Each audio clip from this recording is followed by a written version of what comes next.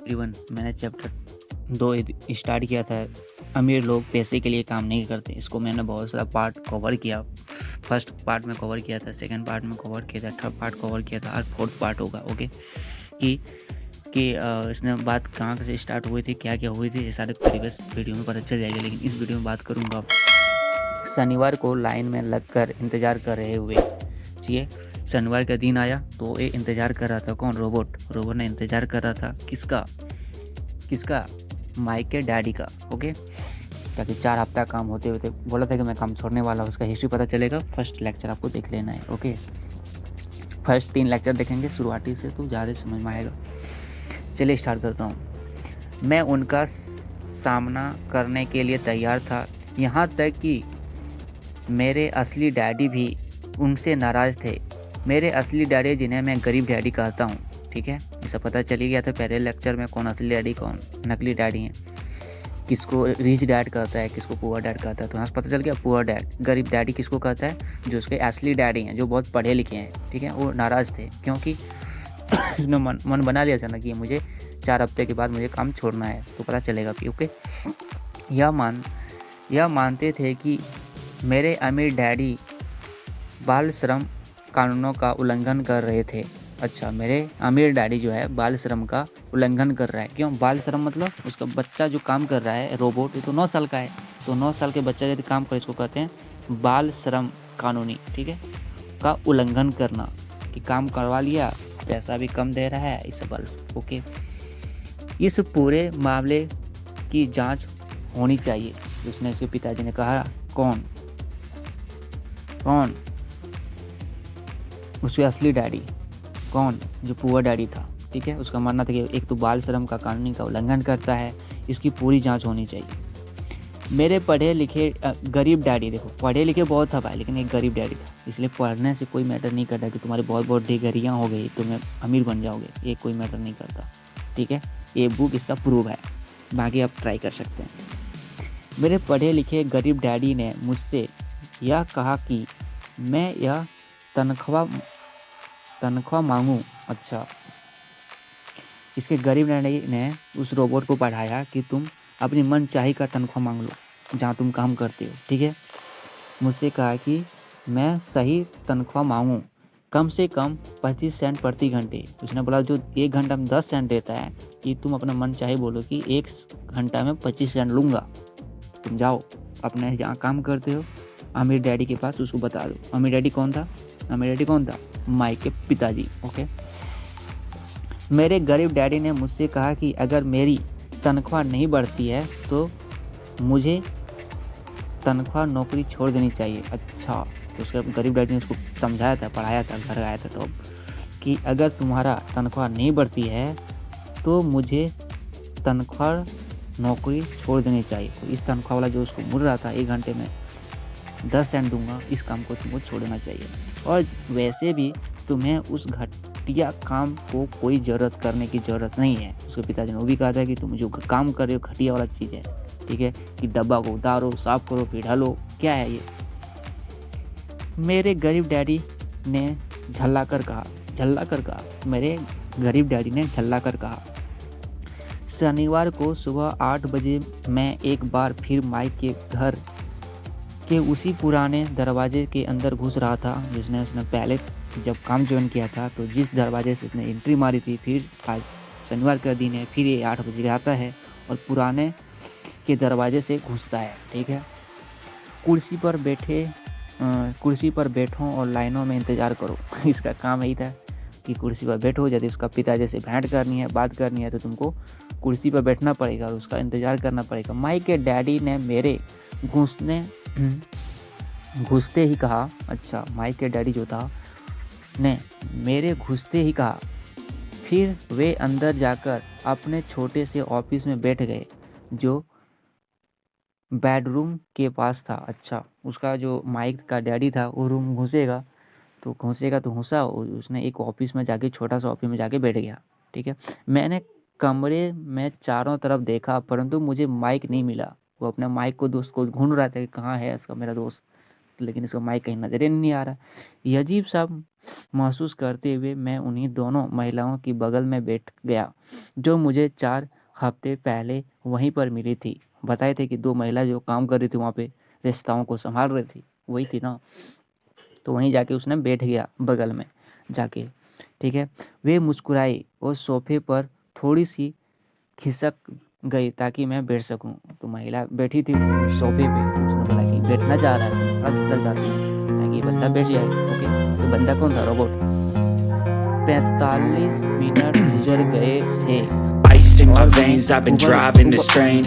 Years in this lane, there's no stopping this flame. Cause I came to the game and I changed it to play how I like, rearranged it to my own domain. Yeah, I got what it takes, made lots of mistakes, taking shots, skipping breaks, feeling lost, feeling great, popping off, singing straight, never stopped, never changed. All the squad here to play and I've got something to say, yeah. I work hard each and every day, I get lost in the words I say. I don't push pause, no I push play. I won't stop till I make a change. I withdraw on the things I make. I turn flaws into flawless traits. I build tall, never capped in space. I won't stop till I hear him say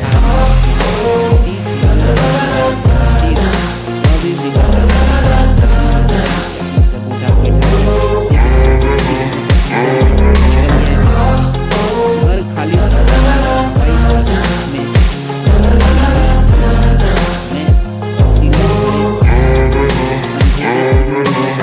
6 a.m. and I'm up again. I got tired eyes, need a cup of blend. That's right, in the AM that's my only friend. No light, just the sun coming up on the horizon. I lose track of time, yeah, I move fast and climb a new class divine. Yeah, true passion shines and I'm through passing time. I choose stacking dimes, you snooze half the time while I move passing by. I work hard each and every day, I get lost in the words I say.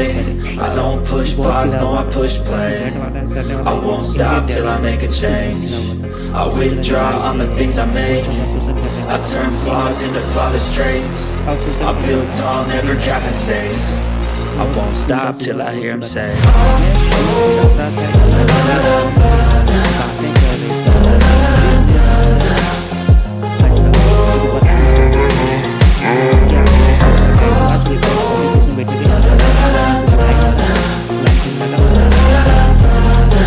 ये तो सुन रहा था,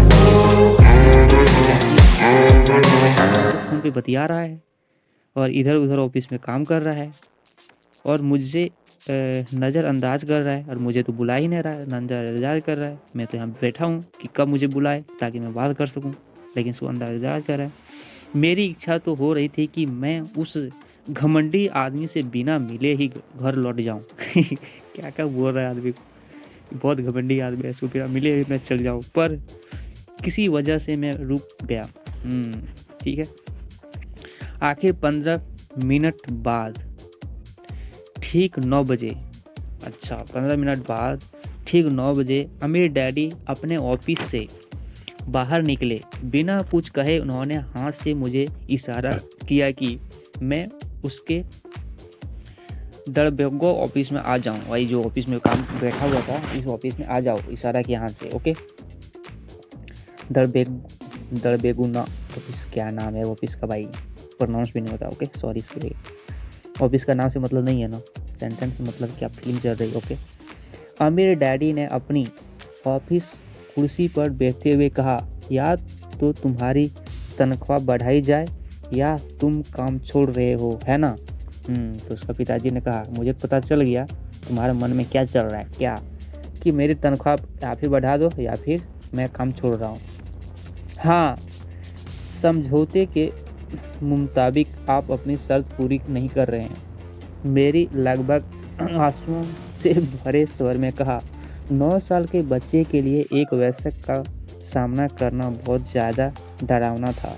उसने रो रो के आंसुओं जैसे वो बात शकल बना लिया था और उसने अपने बता रहा था, आपने कहा था कि अगर मैं आपके लिए काम करूंगा तो आप मुझे पैसा कमाना सिखाएंगे। बात तो वही हुई थी ना पिताजी से, मम्मी पिताजी से, ठीक है, कि तो बात वही हुई थी कि मैं तुम्हारे लिए काम करूंगा तो मेरे बदले में पैसा किस तरह कमाते हैं इसको सिखाएंगे आप। अपनी तरफ से मैंने आपके लिए काम किया, मैंने कड़ी मेहनत की, इस काम के लिए मैंने अपनी बेसबॉल गेम की कुर्बानी भी दे दी और अब आप अपने वादे से मुकर रहे हैं। वादा तो वही भी देख, मैं काम करूँगा तो आपको सिखा देंगे, लेकिन तो आप तो इस काम से मुकर रहे हैं। इसके लिए उसने एक गेम कर रहा था ना, बेसबॉल गेम, उसको भी कुर्बानियाँ छोड़ दिया इसने सब करने। जब उसने काम, जब पहले वीडियो देखे मेरे को पता चला हुआ ओके क्या था चक्कर। इसके बाद वीडियो सीरियल पर देखना चाहिए, तब समझ में आती है, ना कि जहाँ मन रैंडम भी देख लिए समझ आ जाएगी। सीधा पढ़े हुए कई बार सुने हुए तो तब दिक्कत नहीं है, ताकि इस हिस्ट्री आपको पता है। ठीक है, सॉरी मैं इस पर डाइवर्ट हो गया। और आप अपने वादे से मुकर रहे हैं। आपने मुझे कुछ भी नहीं सिखाया, आप धोखेबाज हैं। ओह माय गॉड, क्या क्या ओवर रीच कर रहा है। आपने तो कुछ भी नहीं सिखाया, आप धोखेबाज हैं, जैसा शहर के सभी लोग आपको कहते हैं। ओह माय गॉड, मतलब जैसा सुना था उसने भी वही, उसको विश्वास हो गया, बात तो सही है भाई, ये भी धोखेबाज है। आप लालची हैं, बाप रे, एक लालची, एक धोखेबाज हैं, एक लालची हैं, क्या है ये, अरे अमीर है। आप केवल पैसा कमाना चाहते हैं और अपने कर्मचारी का बिल्कुल ध्यान नहीं रखते। आपको तो बस पैसा कमाना चाहते हैं कि पैसा कैसे कमा जाए, हम अमीर हूँ तो पैसा कर, लेकिन आप कर्मचारी का थोड़ा भी ध्यान नहीं रखते। आपने मुझे इतनी देर तक बाहर बैठाए रखा और मेरी जरा सी भी इज्जत नहीं की। ओह माय गॉड, ये बच्चा है रोबोट, क्या सोच रहा है। ऐसे लोग सोचते हैं ना, बिल्कुल ऐसे सोचते हैं। हम लोग भी रैंडम वैसे ही जाते तो ऐसे मैं भी सोचता। ठीक है, कि आप लालची हैं, धोखेबाज हैं, जैसे कि आजकल शहर के सारे लोग आपको कहते हैं। आप थोड़ा भी कर्मचारियों का ध्यान नहीं रखते हैं। आपने मुझसे इतनी देर तक बाहर बैठाया रखा, आपने थोड़ा सा भी मेरी इज्जत नहीं की। मैं एक छोटा सा बच्चा हूँ और आपको मेरे साथ इससे बेहतर बर्बाद करना चाहते हैं, तबाह करना चाहते हैं। मेरे अमीर डैडी अपनी कुर्सी पर पीछे झुक गए। आप लोग भी किसी के बारे में देखना, कुर्सी पर पड़ता पीछे घुस जाते हैं ना, झुक जाते हैं। ठीक है, तो अमीर डैडी ने बात सुन के कुर्सी पर पीछे झुक गया। आपने हाथों से ठुड्डी तक लाकर उन्होंने मुझे घूरा। क्या कहा? अपने हाथों को ठुड्डी तक, अरे हाथ जो नहीं रखते हैं ठुड्डी तक, ठीक है, रख कर उन्होंने मुझे घूरा और उसको घूर के देखा बच्चा को। ऐसा लग रहा था जैसे मैं जैसा कि वे मेरा विश्लेषण कर रहे हैं। ठीक है, इस तरह से घूरा जैसा इसको रोबोट को लग रहा है कि मेरा ये विश्लेषण कर रहे हैं। बुरी तो नहीं है, उन्होंने कहा, कोई बुरा नहीं हुआ तुम्हारे साथ। ठीक है, उसके पिताजी ने कहा, अमीर डैडी, 1 महीने से भी कम समय में तुम वही भाषा बोल रहे हो जो मेरे ज़्यादातर कर्मचारी बोलते हैं। देख रहे हो, कोई बुरी बात नहीं है, उन्होंने यही कहा। 1 महीने से भी कम समय में, इसने 3 हफ्ता तक काम किया ना, 4 हफ्ता तक। ठीक है, लगभग 3 ही हफ्ता तक, लास्ट 4 हफ्ता तो उसने मिलने बोला था कि 4 हफ्ता में तुम शनिवार को मिलने आ जाना, तो 3 हफ्ता तक काम किया था। तो 1 महीना से कम ही तुम काम किया और तुम वही भाषा बोल रहा है जैसा कि मेरे सारे कर्मचारी यहाँ काम करने वाला भाषा बोलते हैं। क्या? मैंने पूछा। मैं समझ नहीं पा रहा हूँ कि वे क्या कह रहे हैं और इसलिए मैंने अपना दुखड़ा रोना चालू रखा। ये अभी भी कहाँ चुप होने वाला, उसको तो बहुत गुस्सा है ना, फ्रस्ट्रेशन है काम करके। मुझे लगता था कि आप अपने वादे का कायम रखेंगे और मुझे कुछ सिखाएंगे, इसके बजाय आप तो मुझ पर ही अत्याचार करना चाहते हैं। यह तो जुल्म है, सरासर जुल्म है। ओह माय गॉड, ये बच्चा का क्या क्या अच्छा है। रोबोट भी बहुत टैलेंटेड दिमाग का है भाई, जो आता है सब बोल देता फटाफट, कोई अंदर में नहीं रखता है बात। ठीक है, अच्छा है ना। आप अत्याचार करना चाहते हैं, एक जुल्म कर रहे हैं मेरे साथ। मैं तुम्हें सिखा तो रहा हूँ। अमीर डैडी धीमी आवाज़ से कहा। अच्छा, तो बोला मैं तो तुमको सिखा ही रहे हैं। सिखा रहे हैं? क्या सिखा रहे हैं? तो बोल रहा है कि मैं तुम्हें तो सिखा ही रहा हूँ। अमीर डैडी ने धीमी आवाज़ से कहा रोबोट को, मैं तो तुम्हें सिखा ही रहा हूँ। आपने मुझे क्या सिखाया है? रोबोट ने कहा, आपने क्या मुझे सिखाया है? कुछ भी नहीं। मैंने गुस्से से कहा, आपने मुझे क्या सिखाया? कुछ भी नहीं, गुस्सा से कहा रोबोट ने। एक बार मैं चंद सिक्कों में काम करने के लिए तैयार हो गया इसके बाद तो आपने मुझसे बात तक नहीं की। 10 सेंट प्रति घंटे कौन काम करता है? मैं आपकी शिकायत सरकार से करूँगा। माय गॉड, कहाँ तक इसका नॉलेज है भाई, गवर्नमेंट से कंप्लेन करेगा। ओके, हमारे देश में भी बाल श्रम कानून है। अच्छा, तुम बच्चे को काम कराते नहीं करा सकते, ये भी तो नियम है ना भाई। लेकिन आजकल तो हम लोग, हमारे देश में भी तो ऐसे ही होते हैं, इंडिया में होते हैं कि नहीं, कि बच्चे को काम में लगा देते हैं। इसका कानूनी कुछ है कि बच्चे को काम नहीं करा सकते हैं, या काम करा के कुछ है, हमको नहीं आइडिया, बट यहाँ यही है। अब सर्च करके देख सकते हैं क्या बाल श्रम कानून है। ठीक है, हमारे देश में भी बाल श्रम कानून है। आप तो जानते हैं कि मेरे डैडी सरकार के लिए काम करते हैं। जो उसका गरीब असली डैडी क्या था, गरीब डैडी, जो सरकार के लिए काम करते हैं। मैं पापा से शेयर कर दूंगा, पापा कंप्लेंट कर देंगे, फिर देख लेना आप। साहब, अमीर डैडी ने कहा। साहब शब्बास, सॉरी साहब बोलता, शब्बास, अमीर डैडी ने कहा। शब्बास बेटा, अमीर डैडी ने कहा। ठीक है, अब तुम उन ज़्यादातर लोगों की भाषा बोल रहे हो जो ये भी मेरे लिए काम कर रहे थे। अब ये भाषा इसने बोल दिया कि मैं सरकार को कंप्लेन कर दूंगा, आपकी बाल श्रम कानूनी के विरोध जाते हैं। ठीक है, तो अमीर डैडी ने वही बोला, तो शब्बास, अब तुम उन ज़्यादातर लोगों की भाषा बोल रहे हो जो अभी मेरे लिए काम कर रहे थे, वे लोग जिन्हें या तो मेरे नौकरी से निकाल दिया है या फिर उन्होंने खुद की नौकरी छोड़ दी। ये भाषा जो बोलता है कि सरकार को कंप्लेन कर दूंगा, ये वो लोग मेरे भाषा बोलते हैं जिनको मैं इस अपने कंपनी की नौकरी से निकाल दिया हूँ, या फिर वो खुद ही इस नौकरी को छोड़ दिया है, मेरा नौकरी को, वो सब इस भाषा को बोलता है। तो इस बारे में आपको क्या कहना है, मैंने पूछा। और मुझे यह लग रहा था कि कम उम्र के बावजूद मैं बहादुरी से बातें कर रहा था। आपने मुझसे झूठ बोला। मैंने आपके लिए काम किया और आपने अपना वादा नहीं पूरा किया। आपने मुझे कुछ भी नहीं सिखाया। वही चीज़ बार बार को रिपीट कर रहा है। कौन कहता है कि मैं तुम्हें कुछ नहीं सिखाया हूँ? मेरे अमीर डैडी ने शांति से कहा। कौन कहता है कि मैं तुम्हें कुछ नहीं सिखाया हूँ? मैंने 3 हफ्ते तक काम किया और इस बीच आपने सिखाना तो दूर, मुझसे कभी बातें तक नहीं की। कि बच्चा भी रोबोट जो है ना गुस्से में है कि मैं तो तुम्हारे 3 हफ्ते तक काम किया, लेकिन मुझे इस 3 हफ्ते में कभी भी कुछ मुझे सिखाया? यहाँ तक मुझे आपसे कुछ बात हुई? मैंने व्यंग भरी आवाज़ से कहा। फिर रोबोट ने बहुत गुस्से भरे में व्यंग भाषा में बोला, क्या सिखाने का मतलब केवल भाषा या बातचीत का ही होता है? अमीर डैडी ने पूछा, क्या सिखाने का मतलब ये है कि मैं आपसे भाषण या फिर बातचीत करूं तभी कुछ आपसे सिखाया जाऊं? अमीर डैडी ने ऐसा ही कहा। और क्या? मैंने जवाब दिया, हाँ ऐसा ही। और ने क्या? ठीक है, इस तरह से वे तुम्हें स्कूल में सिखाते हैं। अमीर डैडी ने कहना स्टार्ट कर दिया मुस्कुराकर। अमीर डैडी ने मुस्कुराकर कहते हैं, इस तरह जो सिखाया जाता है वो स्कूल में होता है, हमारे यहाँ नहीं होता है ऐसा। बात तो सही हो रहा है। इस तरह से वे तुम्हें स्कूल में सिखाते हैं, उन्होंने मुस्कुराकर कहा, परंतु जिंदगी तुम्हें इस तरह नहीं सिखाते। मेरा यह मानना है कि जिंदगी सबसे बड़ा टीचर है। माय गॉड, अमीर डैडी की सोच भी तो अमीरे जैसे भाई, बहुत हट के है। इस तरह जो आपसे मिलना, आपसे भाषण करना, आपसे बातचीत करना, ये तो स्कूल में सिखाते हैं, ना कि हमारे ज़िंदगी में ऐसा होता है। ज़िंदगी से ऐसा सिखाने को नहीं मिलता है। ठीक है, मेरा मानना है कि आप ज़िंदगी से यदि आप सीखते हैं वो सबसे बड़ा टीचर है, ना कि स्कूल का टीचर सबसे बड़ा टीचर है। समझ रहे हो? जब ज़िंदगी आपको कुछ सिखाया ना, वो सबसे बड़ा टीचर है।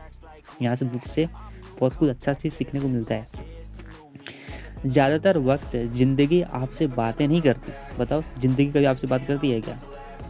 बात वही है, ज़्यादातर वक्त ज़िंदगी आपसे बात नहीं करती, यह एक तरह से आपको धक्का देती है। बात भी सही है जो बोलते हैं भाई, सिचुएशन ठीक नहीं है, समस्या बहुत है, एक हमारे एक तरह का क्या है, धक्का दे रहा है। हर धक्के के जरिए ज़िंदगी आपसे कहती है आगे बढ़ो, आगे जाओ। ओ माय गॉड, क्या नज़रिया है मेरे डैडी का, देख रहे हो? जब तुम ज़िंदगी से सीखते हो, ज़िंदगी आपका टीचर है, तो ज़िंदगी हमेशा आपको धक्का मारेगी ताकि आप आगे बढ़ो। मैं तुम्हें कुछ नहीं सिखाना चाहती हूँ, मैं तुम्हें कुछ सिखाना चाहती हूँ। अच्छा, अब बोल रहा है, धक्का मार रहा है, आगे बढ़ो, यही आपका शिक्षक था। चल रहा बात, बोल रहा मैं तुम्हें कुछ सिखाना चाहता हूँ। ठीक है, क्या क्या सिखाना चाहता है बताते हैं। यह आदमी कैसी बेसरियत की बातें कर रहा है। यह आदमी कैसी बेसरियत बातें कर रहा है। मैंने अपने आप से पूछा। अच्छा, ये बच्चा जो रोबोट था उसने बोला ये कैसा आदमी है, कैसा बेसिरी, क्या बोलता है, बेसिरी पर बातें करता है। अरे सिर के परे, जो समझ में ना आए बच्चों को, ठीक है, वो परे बात कर, ठीक है। उसने अपने आप मने मन पूछा, ठीक है। ज़िंदगी अगर मुझे धक्का देती है तो इसका मतलब यह है कि ज़िंदगी मुझसे बातें करती है। अब देखो, इसका कंक्लूजन स्टार्ट कर दिया अपने आप को, ठीक है, कि जो डैडी बोल रहे हैं कि यदि ज़िंदगी आपको धक्का दे मतलब है कि ज़िंदगी आपसे बात कर रहा है, ठीक है। वो कंक्लूजन निकाल रहा है अपने आप। जब मैं जान चुका हूँ कि मुझे यह काम तत्काल छोड़ देना चाहिए, मैं किसी ऐसी आदमी से बातें कर रहा था जो पागल था और जिसे ताले के बंद करने की जरूरत थी। ये भगवान, ये रोबोट तो फायर था, इससे भाषा कहाँ समझ में आएगा भाई 9 साल के बच्चा को, ठीक है।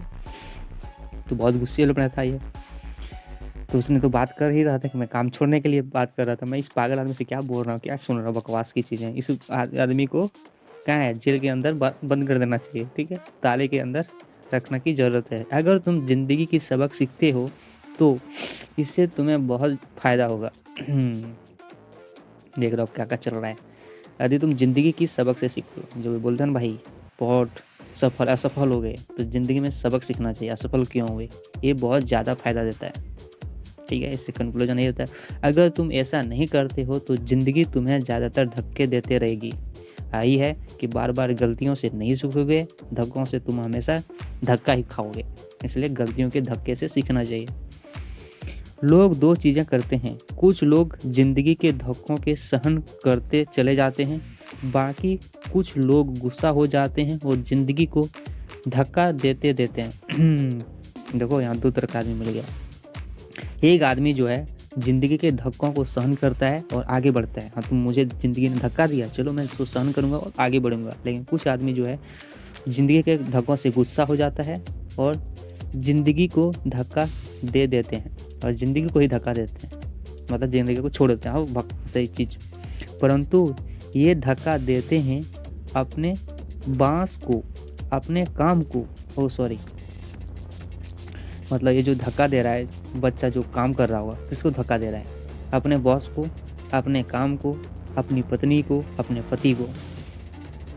वे यह नहीं जानते कि ज़िंदगी उन्हें धक्का दे रही है। इसको ये पता होना चाहिए कि ये जो धक्का देने वाली चीज़ है वो ज़िंदगी दे रही है। ये नहीं जानता था कि वे किस बारे में बात कर रहे थे। ज़िंदगी हम सबको धक्का मारती है। देखो, ज़िंदगी तो आप सबको धक्का देती है, बात तो सही है। कुछ लोग हार मान लेते हैं, बाकी के लोग लड़ते हैं। देखो, कोई धक्का देता है, ज़िंदगी फेल्योर हो जाता है तो देखना कुछ ही लोग फेल्योर से लड़ते हैं, बाकी तो छोड़ ही देते हैं। कुछ लोग सबक सीख लेते हैं और आगे बढ़ जाते हैं। वे ज़िंदगी के धक्कों को स्वागत करते हैं। इन गिने चुने लोगों के लिए इसका यह मतलब होता है कि उन्हें कुछ नया सीखना चाहिए। समझ रहे हो क्या कंक्लूजन निकला? वे सीखते हैं और आगे बढ़ जाते हैं। ज़्यादातर लोग छोड़ देते हैं और कुछ लोग तुम्हारी तरह लड़ते ही भी हैं। अब देखो, उसका प्रोत्साहन कर रहा है बच्चा को कि बहुत सारे लोग इस फेल्योर लाइफ से, इस तकलीफ लाइफ को छोड़ देते हैं। इतना बकवास काम कौन करेगा, ठीक है। लेकिन कुछ ही लोग होते हैं बकवास काम करके लड़ते हैं और आगे बढ़ते हैं और तुम्हारी तरह भी लड़ते ही हैं बच्चे। अगर अमीर डैडी खड़े हो गए, अमीर डैडी खड़े हो गए और उन्होंने टूटी फूटी खिड़की के बंद कर दिया। अच्छा, उसका जो खिड़की था, इधर तो अमीर है लेकिन इसका खिड़की जो टूटा फूटा है, टूटी फूटी खिड़की को बंद कर दिया। अगर तुम यह सबक सीख लेते हो तो तुम्हें एक समझदार, अमीर और एक सुखी युवक बन सकते हो। इसमें पिताजी ने वही अमीर डैडी जो है रोबोट को बताया, जब तुम इस ज़िंदगी से सबक सीख लेते हो तुम हमेशा समझदार बनोगे, अमीर बनोगे और एक सुखी जीवन मिलेगा तुम्हें, ठीक है। सुखी यूनिक युवक बन जाओगे। ओके, अगर तुम यह नहीं सीखते हो तो तुम ज़िंदगी भर अपनी समस्याओं के लिए अपनी नौकरी को, कम तनख्वाह को या अपने बॉस को कोसते रहोगे। माय गॉड, बात तो सही है भाई। तुम हमेशा ऐसे बड़े मौके की उम्मीद करते रहोगे हो जाए। तुम ऐसे हमेशा बड़े मौके को उम्मीद करते रहोगे जो आए और तुम्हारी आर्थिक समस्याओं को सुलझा दे। बात तो सही है। कुछ ऐसा काम करूँ ना, तुरंत पैसा आए और मेरा समस्या सुलझ जाए, ऐसे हम लोग सोचते हैं। आमिर डैडी ने मेरी तरफ देखा कि क्या मैं यह भी उतनी आमिर डैडी ने मेरी तरफ देखा कि क्या मैं अब भी उनकी बात सुन रहा हूँ। अच्छा, आमिर डैडी ने उसको घूर के देखा, क्या ये बात सुन रहा है फिर निगलेक्ट कर रहा है। ओके, उनकी आंखें मेरी आंखों से मिली। हम एक दूसरे की तरफ देखते रहे और हमारी आंखों के बीच संप्रेषण की धाराएं बहने लगी। मतलब ये बंदा आंखें देख रहा है, मतलब इधर उधर नहीं देख रहा है, ठीक है, मतलब उसी की बातों को फोकस कर रहा है रोबोट, ठीक है। आखिर जब मैं उनके संदेश का मतलब समझ गया तो मैंने अपनी नज़रें झुका ली। उसके बाद आंखें नीचे कर था, उसको सबक ले लिया, ठीक है। मैं जान गया था कि वे सही थे। मैं उन्हें दोषी ठहरा रहा था, जबकि सीखने की जिद मेरी ही थी, ठीक है। मैं फालतू में ही लड़ रहा था। अब उसको समझ में आ गया क्या बकवास चीज़ों से लड़ रहा था। बात तो सही है, हर एक चीज़ समझाएगा। तो इतना समझाने के बाद हम लोग भी समझ जाएंगे भाई। तो उसको समझाया तो समझ में गया, बात तो समझ में आ गया, तो अपने आप को दोषी मानने लगा फिर, ठीक है। आमिर डैडी ने आगे कहा, अगर आप इस तरह के आदमी है जिससे हिम्मत नहीं है तो आप ज़िंदगी के हर थप्पड़े के सामने हार मान लोगे भाई। आमिर डैडी ने कहा कि अगर तुम इस तरह की आदमी है जिसमें हिम्मत नहीं है कि आप ज़िंदगी के धक्के से का धक्का मारता, मतलब उसको थप्पड़ कर रहा था, थप्पड़ खा लिया तो आप हार जाओगे, ठीक है। अगर आप इस किस्म के आदमी हैं जो आप ज़िंदगी भर सुरक्षित खेल देखते रहेंगे, सही चीज़ें करते रहेंगे, किसी ऐसी वक्त का इंतज़ार करते रहेंगे जो आने वाला नहीं है, तो हम लोग भी ऐसे नहीं करते हैं। चलो आज काम नहीं करेंगे, कल अच्छा दिन आ गया, कल से स्टार्ट करूँगा, अरे परसों आएगा ना, आज नहीं आया परसों आएगा, ऐसे नहीं करते हैं। तो इसने भी यही चीज़ यहाँ कहा, आप इस किस्म के आदमी हैं जो आप ज़िंदगी भर सुरक्षित खेल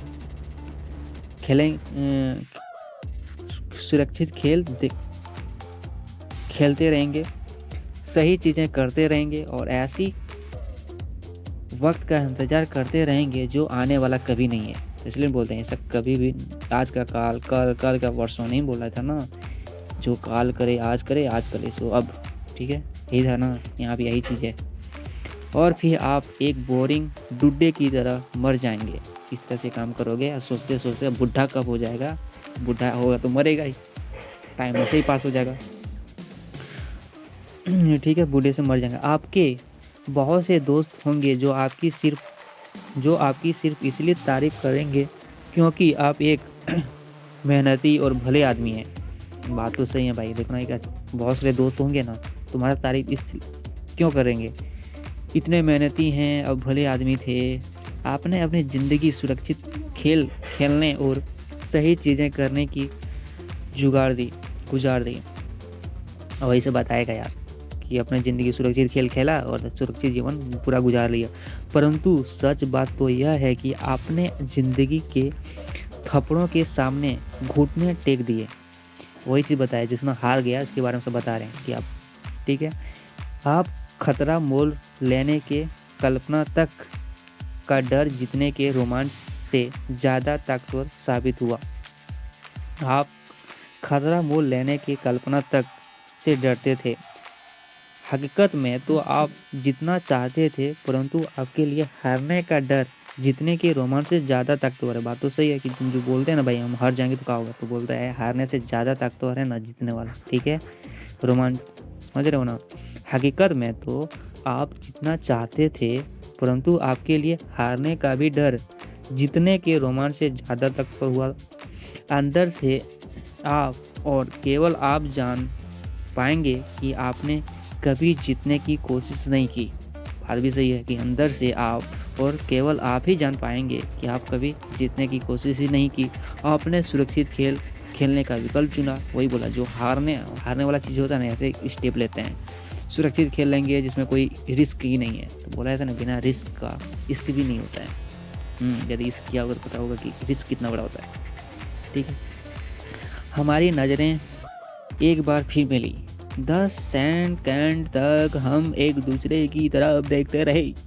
एक बार फिर मैंने ये भी 10 सेकंड तक एक दूसरे को नज़रें से नज़र मिला रहे हैं, ठीक है, और देखते रहे। एक बार फिर मैंने तभी नज़रें हटाए जब मैं उनकी बात का मतलब समझ गया। ठीक है, अब 10 सेकंड तक देखते घूरते रहा, तब नज़रें नहीं निकाला जब तक उसको समझ में, भाषा समझ में आ जाए। आप मुझे धक्का दे रहे थे? मैंने पूछा। आप मुझे धक्का दे रहे थे मतलब जिस तरह से काम कर रहे थे, आप मुझसे मिल नहीं रहे थे, मतलब इसने कंक्लूजन निकाला कि आप मुझे धक्का दे रहे थे। मतलब कुछ लोग ऐसा ही कह सकते हैं, कुछ लोग ऐसा ही कह सकते हैं कुछ लोग ऐसा ही कह सकते हैं। अमीर डैडी मुस्कुराए। मैं तो यही कहूँगा कि मैं तुम्हें ज़िंदगी का स्वाद चखा रहा था। अच्छा, अमीर डैडी ने यही कहा कि मैं तो तुम्हारा ज़िंदगी का स्वाद चखा रहा था। ज़िंदगी ऐसा ही होता है, जो अमीर बनना चाहते हैं ना, ज़िंदगी ऐसा ही होता है। ओके, कैसा स्वाद? मैंने पूछा। मैं अब भी गुस्सा था, परंतु अब मेरी जिज्ञासा भी जाग गई थी। यह मैं सीखने के लिए तैयार था। तुम दोनों ऐसे पहले लोग हो जिन्होंने मुझसे पैसा बनाने की कला सीखने का आग्रह किया। ओ, यही तो बंदा मिला। इसका एगो बेटवा कौन था? इसका बेटा कौन था यार? बेटवा उसको भूल जाते हैं। एक मिनट। माइक और रोबोट, यही दो बंदा था जो पहली बार उसको मिला, इस आदमी का जो पैसा बनाने की कला को सीखने का आग्रह किया। बाकी ज़िंदगी में किसी ने इससे ये नहीं पूछा था कि पैसा किस तरह से बनाया जाता है, क्या कला है। देखो, अलग आदमी था, इसलिए जाके अमीर बनने के सीखेगा ना भाई। चलो आगे चलते हैं। मेरे पास 150 से भी ज़्यादा कर्मचारी हैं, पर उनमें से भी एक ने भी मुझसे पैसा कमाने के कला के बारे में कभी नहीं पूछा। बाप रे, 150 आदमी था, उसमें से एक भी कर्मचारी ने ये नहीं पूछा कि पैसा किस तरह से कमाने की कला है। वे मुझसे नौकरी मांगते थे। उसने क्या क्या करता था सब कर्मचारी? बस उसने बोला नौकरी मांग दो। तनख्वाह मांगते थे कि तनख्वाह बढ़ाया जाए, नौकरी मांग लिया जाए, तनख्वाह बनाई जाए, परंतु पैसा बनाने की कला कभी नहीं सीखना चाहते। ओह माय गॉड, हम लोग भी ऐसे नहीं करते भाई। कोई नौकरी जाओ, चलो नौकरी जॉब करते हैं, पैसा मिल जाता है, कभी ज़्यादा दिन हो गया भाई मेरा तनख्वाह बढ़ा दो, वही सब करते हैं। लेकिन ये कभी नहीं सोचता है कि पैसा किस तरह से कलाने की कला है। तो ज़्यादातर लोग इसी तरह अपनी ज़िंदगी की सबसे बेहतरीन साल पैसे के लिए काम करने की बर्बाद कर देंगे। ओह माय गॉड, ऐसे ना अधिकतर लोग क्या करते हैं, ज़िंदगी भर काम करते रहते हैं, पैसा की कमी हमेशा उसको सताते रहती है, पूरी ज़िंदगी इसका बर्बाद हो जाती है। आखिर तक यह भी समझ ही नहीं पाएंगे कि दरअसल ये किसके लिए काम कर रहे हैं। क्या मतलब? जो ज़्यादातर लोग इसी तरह अपनी ज़िंदगी के सबसे बेहतरीन साल पैसे के लिए काम करने में बर्बाद कर देंगे, और आखिर तक यह सभी समझ नहीं पाएंगे कि दरअसल किसके लिए काम कर रहे हैं। यही है जो 150 कर्मचारी थे ना, जो कर्मचारी काम नौकरी करते थे, ये सब का करेक्टर है। ठीक है, पूरा ज़िंदगी बर्बाद कर देंगे, बस वो पता नहीं रहेगा हम किसके लिए काम कर रहे हैं। मैं पूरा ध्यान लगाकर उनकी बातें सुनता रहा। ओह माय गॉड, रोबोट कितना कंसंट्रेशन है यार, ध्यान से सुन रहा है। तो जब माइक ने मुझसे कहा कि तुम पैसा कमाने की कला सीखना चाहते हो, तो मैंने एक ऐसा कोर्स तैयार किया जो असली ज़िंदगी के करीब था। अच्छा, जो उसके दोस्त ने बताया था ना पिताजी को कि माइक इसका दोस्त था, माइक इसी का बेटा था ना, मेरे पापा का बेटा था। तो उसने इसको शेयर किया था कि पापा मुझे एक दोस्त है रोबोट, वो पैसा कमाने की कला सीखना चाहता है। उसने दिमाग में सोचा कि मैं एक कोर्स बना दूँ, ठीक है, ताकि लोगों को भी पता चले। मैं बोलते बोलते थक जाता, परंतु तुम कभी मेरी बात का मतलब नहीं समझ पाते। इसलिए मैंने यह फैसला किया कि तुम्हें ज़िंदगी के थप्पड़ों का स्वाद चखा देना चाहिए, ताकि तुम्हें मेरी बात सुन भी सको और समझ भी सको। ओह, इसने ऐसा क्यों किया था काम? समझ गया? क्यों नहीं काम मिला के इसको, क्यों नहीं रोबोट से मिलने गया? रोबोट से मिलने गया था उसका डैडी, माइक का डैडी, क्योंकि वे बात को बहुत नखराता था। जब बताता था समझ में नहीं आता था। बोला रुको, तुमको हम चखाते हैं ज़िंदगी का स्वाद क्या है। इसलिए मैंने यह फैसला किया था कि मैं तुम्हें ज़िंदगी के थप्पड़ों का स्वाद चखा दिया जाए, ताकि तुम्हें मेरी बात को सुन सको, ध्यान को सुन से सुन सको और मेरी बात को समझ भी सको। इसी कारण मैंने तुम्हें 1 घंटे के लिए 10 सेंट दिए थे। समझ रहे हो? तो 10 सेंट प्रति घंटे काम करने के बाद मैंने क्या सबक सीखा? मैंने पूछा, भाई रोबोट ने पूछा कि 10 सेंट दिया, 1 घंटे काम किया, 10 सेंट दिया, लेकिन इसके लिए हम क्या सीखे? यह है कि आप घटिया हैं, अपने कर्मचारियों का शोषण करते हैं। इस रोबोट ने ही बताया कि जो 1 घंटा दिया, 1 घंटा काम किए, 10 सेंट दिया, तो इससे मैं यही सीखा हूँ कि आप बहुत घटिया हैं और अपने कर्मचारियों का शोषण कर रहे हैं। मेरे डैडी ने अपने कुर्सी पर पीछे की तरफ झुकते हुए जोर से हंसने लगा है। बातों से ये बात सुनेगा, इस तरह से कोई मजाक करेगा तो हंसेगा नहीं। ये हंस रहा है, गुस्सा नहीं हो रहा है इसको। जब अपनी हंसी बंद हुई तो उन्होंने कहा, अच्छा होगा अगर तुम अपना सोचने का नज़रिया बदल लो। वही बच्चा को, रोबोट को बताया कि अच्छा ये होगा बच्चा कि तुम अपने सोचने का नज़रिया बदल लो। मुझे समस्या मत मानो और तुम अपना नज़रिया बदल लो। मुझे 10 देना छोड़ दो, देखो कि नज़रिया सब छोड़ दो, ठीक है, अपना नज़रिया बदल लो। उसके साथ अपनी समस्या मुझे मत मानो कि मैं तुम्हारी समस्या हूँ, ना कि मुझे दोष दो। अगर तुम सोचते हो कि तुम्हारी समस्या मैं हूँ तो तुम मुझे बदलना होगा। तो बोला कि अगर तुम सोचते हो कि मैं ही तुम्हारा समस्या हूँ तो मुझे बदलना होगा, और मैं किसी की बात पे बदल नहीं सकता। कोई किसी को नहीं बदला, इसलिए बोला जाता है किसी को बदलने के पहले खुद बदल जाएं। समझ रहे हो? देख रहे हो क्या क्या सेंटेंस यूज़ कर रहे हैं भाई भड़का भाई। इसलिए बुक को पढ़ना चाहिए भाई।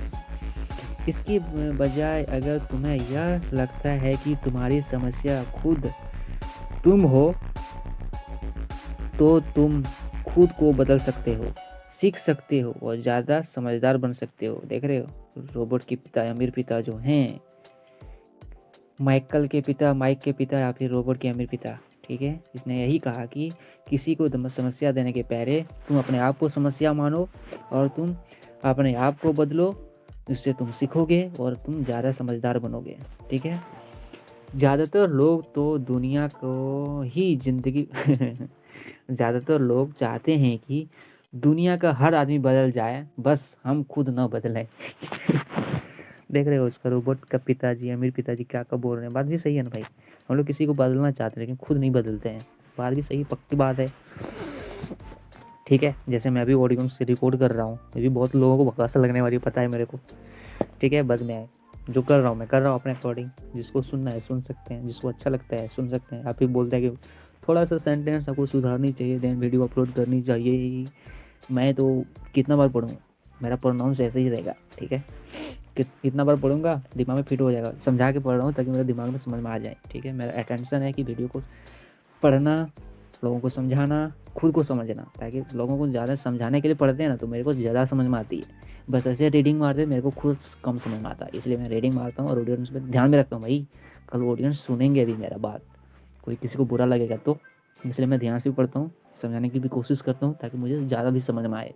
ठीक है, चलो बहुत होगी फंडा, चलिए नेक्स्ट चलते हैं। ज़्यादातर लोग चाहते हैं कि दुनिया का हर आदमी बदल जाए, बस हम खुद ही न बदलें। मैं तुम्हें यही बता दूं कि किसी दूसरे आदमी को बदलने से ज़्यादा आसान है हम खुद बदल लें। बात भी सही है, किसी आदमी को बदलने से अच्छा है कि मैं खुद ही बदल जाऊं। मैं आपकी बात ठीक से समझ नहीं पाया, मैंने कहा। रोबोट ने कहा, मैं आपकी बात को समझ तो नहीं पाया हूँ, क्या बग बग कर रहे हो? अपनी समस्याओं के लिए मुझे दोष देना छोड़ दो, अमीर डैडी ने धीरता से कहा। कि तुम जो समझते हो कि मैं तुम्हारी समस्या हूँ या मुझे दोष देना बंद कर दो मेरा बच्चा। ठीक है, रोबोट को। पर आपने मुझे सिर्फ 10 सेंट का ही वेतन दिया, तो तुम्हें क्या सीखा? अमीर डैडी ने मुस्कुराकर पूछा। पर हमने तो 1 घंटा के लिए 10 सेंट दिया, तो बताओ तुम इससे क्या सीखा? यही कि आप घटिया हैं। हे भगवान, क्या बकवास है सेंटेंस यूज करते आप। यही कि आप घटिया हैं, मैंने शरारत भरी मुस्कुराहट से कहा। अच्छा, तो तुम यह सोचते हो कि मैं समस्या हूँ? अमीर डैडी ने कहा। वो तो आप ही हैं, वो तो आप ही हैं। बात तो सही है कि समस्या यही समझ जाए कि आप भी मेरा समस्या हैं। इतना समझाने के बाद भी बच्चा बहुत स्वार्थ जो भी है। खैर, इसी तरीके से सोचते रहो और तुम जिंदगी भर कुछ भी नहीं सीख पाओगे। तो उसने डैडी ने ही कहा कि खैर तुम यही सोचते रहो जिंदगी भर तुम कुछ भी सीख नहीं पाओगे। अगर तुम्हारा नजरिया यही है कि समस्या मैं हूँ, तो तुम्हारे पास क्या विकल्प रह जाता है बताओ। अगर आप मेरी तनख्वाह नहीं बढ़ाते हैं या मुझे ज़्यादा इज्जत नहीं देते हैं तो मैं काम छोड़ना चाहूँगा। देख रहे हो, ये बच्चा भी अड़ा हुआ ही है कि मेरा तनख्वाह नहीं बढ़ाया तो और मेरी इज्जत नहीं की तो मैं ये काम छोड़ दूँगा। ठीक कहा, अमीर डैडी ने कहा। और ज़्यादातर लोग यही करते हैं। तुम भी इसी गिनती में आते हो तो आ सकते हो बच्चा। वे काम छोड़कर चले जाते हैं और दूसरी नौकरी की तलाश करते हैं। देखो बंदा भी ना छोड़ने वाला कहाँ है, इस काम को छोड़ दिया, ठीक है, और दूसरी नौकरी को तलाश करने शुरू कर दिया जहां उन्हें बेहतर मौके और ज़्यादा अच्छी तनख्वाह मिले। ये ऐसा नौकरी ढूंढने लगा जहां की इसका मौका ज़्यादा हो और एक अच्छा तनख्वाह भी मिले। उन्हें यह गलत फहमी होती है कि नई नौकरी और ज़्यादा तनख्वाह से उनकी समस्या सुलझ सकती है। ज़्यादातर मामलों में ऐसा ही नहीं होता। उसने क्यों ऐसा सोच रहा है कि मैं अच्छा नौकरी करूँगा जिसमें ज़्यादा पैसा आएगा तो मेरी समस्या सुलझ जाएगी, लेकिन ये मामला ऐसा सही नहीं होता। तो समस्या किस तरह सुलझ सकती है, मैंने पूछा। 10 सेंट प्रति घंटे के हिसाब से तनख्वाह लेकर मुस्कुराते हुए अमीर डैडी ने मुस्कुराए। यही बाकी के लोग करते हैं। फिर वही बोलता है, देश बाकी लोग भी यही करते हैं। वे यह जानते हुए भी कि कम तनख्वाह में काम करते हैं क्योंकि नौकरी छूट जाने पर उनका और उनके परिवार का पेट कैसे भरेगा। इसने यही भी सोच रहा है कि यदि भी नौकरी छोड़ दूं, जो भी 30 प्रति घंटे का मिल रहा है, 10 प्रति घंटे से भी यदि मिलना बंद हो जाए तो मेरे बच्चे का भरण पोषण कैसे चलेगा। मैं कथा सुना रहा हूँ क्या, सॉरी। इसलिए मन मनोसोकर वे नौकरी करते रहे। इसलिए मन को शांति, उसने नौकरी को तलाश किया, फिर उसको मिला नहीं होगा, फिर यही अमीर डैडी के ही पास लौट के आया। फिर उसको मन को कंट्रोल किया और इसी काम को नौकरी करते रहा और सही यह सोचकर तनख्वाह बढ़ने का इंतजार करते रहे जैसा ज़्यादातर पैसा कमाने से समस्या सुलझ जाएगी। फिर उसने यही मन मनाकर यही नौकरी करता रहा और सोचकर तनख्वाह बढ़ने का इंतजार करता रहा कि कभी तो बढ़ेगा ही और पैसा ज़्यादा आएगा तो समस्या सुलझ जाएगी। ज़्यादातर लोग ऐसा ही सोचते हैं और कड़ी मेहनत करते हुए दूसरी नौकरी भी कर लेते हैं, परंतु उनमें से कई तनख्वाह कम ही मिलती है। बात भी सही है, जो नौकरी करते होंगे उसके समझ में आ रही होगी, ठीक है। मैं फर्श को घूरता रहा। अब मैं अमीर डैडी की सबक और कुछ ही वीडियो बनेगी, उसके बाद कुछ नहीं होगा। वो बहुत वीडियो बहुत लंबी होगी यार, कौन इतना बड़ा सुनेगा। बकवास लगा तो कोई नहीं सुनेगा, बट मैं जो बता रहा हूँ पूरे बुक की सेंटेंस है, ठीक है, और मैं समझा देता हूँ, बस मेरा ही फ़र्क है। चलिए मैं चलता हूँ। मैं फर्श पे घूरता रहा। अब मैं अमीर डैडी की सबक को समझने लगा था। मुझे यह एहसास हो गया था कि ज़िंदगी का स्वाद है, यह एक ज़िंदगी का स्वाद है। आखिरकार मैंने ऊपर की ओर देखा और अपना सवाल दोहराया, फिर यह समस्या किस तरह सुलझेगी। एक सवाल के जवाब में अमीर डैडी ने मुझे यह बेशकीमती नज़रिया दिया। इस सवाल के जवाब ने अमीर डैडी ने मुझे एक बेशकीमती नज़रिया दिया जो उन्हें अपने कर्मचारियों और मेरे गरीब डैडी से अलग करता था। तो इसने ऐसा नज़रिया इसको पढ़ाया या उठाया भी, इतना समझाया ना भाई, इसे एक नज़रिया इसको मिला जो कि बाकी सारे कर्मचारियों से और मेरे गरीब डैडी से अलग था और जिसकी बदौलत वे हवाई के सबसे अमीर आदमी बनने वाले थे, जबकि मेरे पढ़े लिखे गरीब डैडी जिंदगी भर पैसे की तंगी से जूझने वाले थे। समझ रहे हो? पढ़े लिखे जो डैडी थे वो ज़िंदगी भर क्या हुआ, पैसा के तंगी में सुलझते रहा। यह एक अद्भुत नज़रिया था जिसने मेरी ज़िंदगी का नक्शा ही बदल दिया। देख लिया, नज़रिया यहीं से बदल गया इसका। यदि ये डिसाइड में नौकरी यहाँ नहीं करता, कहीं और चला जाता, उसको शायद ज़िंदगी नहीं बदलती, बट इसने मन को पैशन के साथ किया तो बहुत कुछ सीख मिला होगा। मेरे डैडी ने बार बार मुझे यह नज़रिया याद दिलाया जिसे मैं पहला सबक सीखूंगा, कहूँगा। यही नज़रिया इसको बार बार उसको याद दिलाते रहा। ठीक है, नेक्स्ट वीडियो हम लोग किसमें कवर करेंगे, गरीब और मध्य वर्ग के लोग पैसे के लिए काम करते हैं, अमीरों के लिए पैसा काम करता है। यही शीर्षक रहेगा नेक्स्ट वीडियो में, इसके लिए वेट करना। क्या, गरीब और मध्य वर्ग के जो लोग हैं वो पैसे के लिए काम करते हैं, जबकि अमीर के लोग हैं वो इसका जो पैसा ही है ना, पैसा ही उसका काम करता है। समझ रहे हो, यही शीर्षक होगा नेक्स्ट वीडियो में। Thank you so much, bye bye, Tata.